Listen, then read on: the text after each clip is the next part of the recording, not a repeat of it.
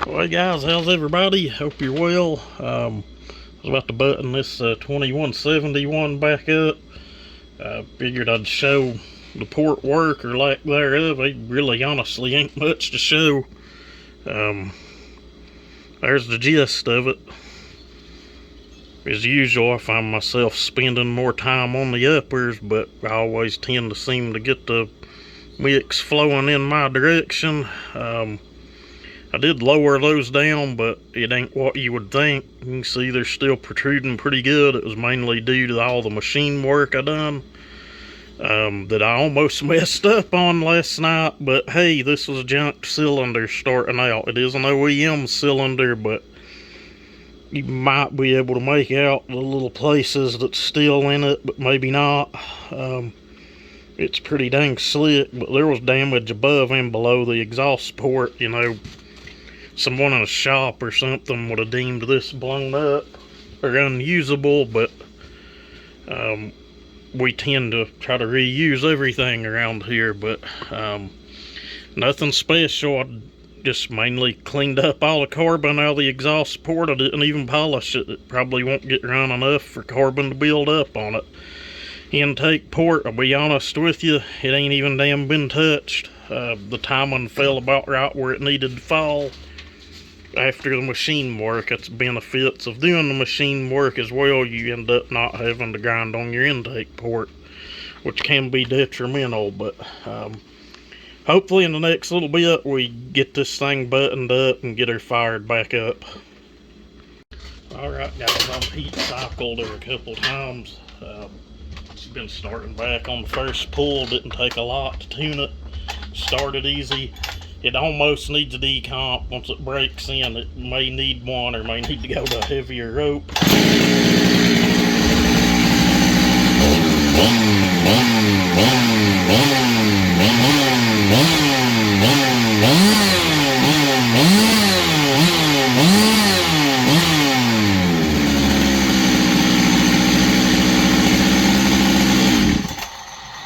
Alright guys, she's a runner. It's time to wrap this up. It's been raining and swampy and nasty out, so it'll be a few days before we get it in a cut, but I think it's going to be clear tomorrow, but I probably won't be here fooling with saws. I'll be out doing something else, but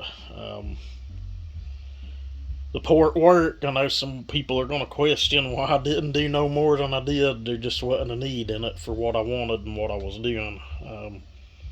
When you see this thing in a cut and see short videos of it, it'll probably have big caps that says machine work only and uppers. I just wanted to do that. If I feel it needs something raised like the exhaust roof, you know, these things you can pull them apart in just a few minutes. Or I can, and raise the exhaust roof, but it's a low roof. She's pretty short blow down. Intake time on about the max of where I would want to put it. She got plenty of case compression where the numbers are at. Nothing hogged out. There was nothing widened. I did take a cartridge roll to the exhaust port to clean it up, but wasn't really a lot of material removed. Ignition timing on its stock. It's just got a 3/4 inch pipe in the muffler. It's not even that loud. You could run it comfortably all day. I'll about guarantee you with an 8-pin and a 28, she'll pull through hickory like a train. I about know so. Numbers don't lie, but this is just something a little different.